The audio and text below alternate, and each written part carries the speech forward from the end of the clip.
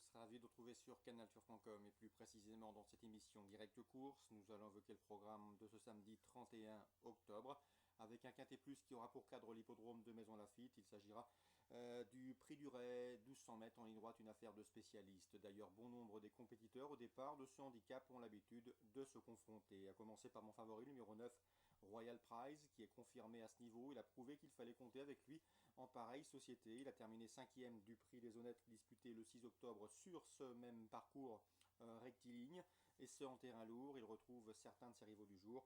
Le 2, Ministre d'État, 3e de cette course référence. Le 4, Windshine, 2e ce jour-là, alors que le 10, Gore et le 3, Quirinus se classaient respectivement 4e et 7e. On prend les mêmes et on recommence.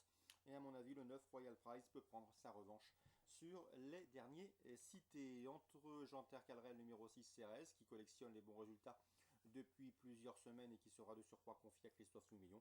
Et en fin de sélection, je me fierai du 13, Sorry Woman, et du numéro 12, Chief Hawkeye, respectivement classés 2e et 5e de handicap de moindre facture, mais sur ce tracé également le 6 octobre. Mieux vaut donc s'en méfier, ils sont relativement bien situés en bas de tableau. Résumé chiffré pour ce quintet plus mansonien: le 9, Royal Prize, le 2, Ministre d'État, le 6, Cérès, le 4, Windshine, devant le 10, Gore, le 3, Quirinus, le 13, Sorry Woman et le 12, Chief Hawkeye. Concernant La Rochelle, Châtelaillon, Réunion 2, j'ai pu m'entretenir avec Vincent Rimbaud. Il aura 2 partants dans la première course.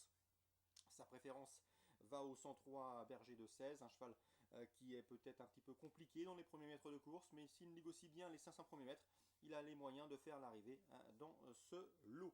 Le 106, Bounty Hunter, est plus en bleur et plus limité. Sa préférence va donc au 103 dans cette épreuve. J'aime également beaucoup le 113, Paladin Williams. Je sais qu'il s'élance avec la confiance de son entourage et il ne faudrait pas être surpris de le voir à l'arrivée. Le 113, Baladin Williams, et l'information de Vincent Rimbaud concernant le 103. Dans la deuxième, le 211, Bijou de Mire, est présenté par Pascal Bretaudeau. J'ai pu m'entretenir avec ce professionnel sympathique. Sachez qu'il se voit une chance de faire l'arrivée. Son cheval n'a encore jamais gagné, mais c'est un cheval utile, pratique, certes limité, mais qui donne régulièrement le meilleur de lui-même. Eric Raffin, qui l'avait drivé à Vichy, avait conseillé à son entraîneur de le déférer des 4 pieds. Ce sera le cas ici. Le cheval est capable de gagner une vingtaine de mètres de la sorte. Et dans ce lot, même s'il n'a pas de marge, je vous le répète, il a les moyens de figurer parmi les 4 premiers. Donc avis aux amateurs de jeux multi.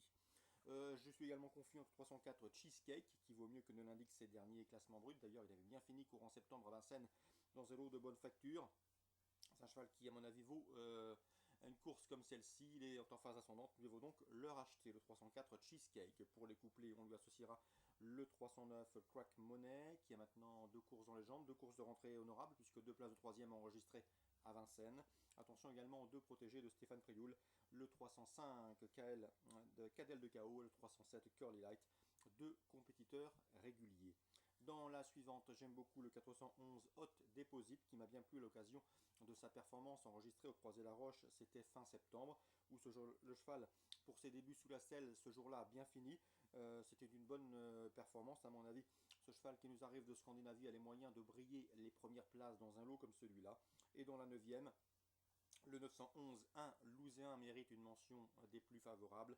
Lui qui compte déjà 12 victoires cette année à ce niveau de compétition, celui des épreuves réservées aux drivers amateurs. Déjà 12 victoires en amateur, c'est un score digne d'intérêt. Le cheval a déjà bien fait sur ce tracé. D'ailleurs, il compte 2 victoires cette année sur le tracé qui nous intéresse. À mon avis, dans ce lot, c'est une première chance. L'opposition sera a priori emmenée en priorité par le 912 Vendéen, qui lui aussi a prouvé qu'il valait un lot comme celui-là. Donc course ciblée pour La Rochelle, Châtelaillon, Réunion 2. Surtout la 3e, la 304, on lui associe le 9, le 5 et le 7. La 4e, le 411 et la 9e, 911 associé au 912. 3 coups de cœur également à vous indiquer pour Vivo, Marseille Vivo, PSF, Réunion 3. Avec le 102 Souveraine qui m'a bien plu à l'occasion de sa 2e place enregistrée dans un handicap de même acabit, de même facture sur ce tracé. Une confirmation est attendue, donc le 102 Souveraine pour une confirmation. Le 303 Marguerite Malpic, Pouliche de 2 ans qui est régulière, confirmée à ce niveau. Une nouvelle fois, elle devra avoir sa place sur le podium de cette course. Et le 702, Max Lafrépouille, un cheval qui a été jugé digne de courir le prix Policeman cet hiver, plutôt l'hiver dernier, en début d'année sur l'hippodrome de Cagnes-sur-Mer et sa PSF. Ici dans ce lot, le cheval, même s'il découvre l'hippodrome de Marseille-Vivo, me semble en mesure de disputer la victoire. Donc le 102, le 303 et le 702 3 coups de cœur pour Vivo en Réunion 3. Excellent jeu à tous, bon samedi, rendez-vous demain pour une nouvelle émission.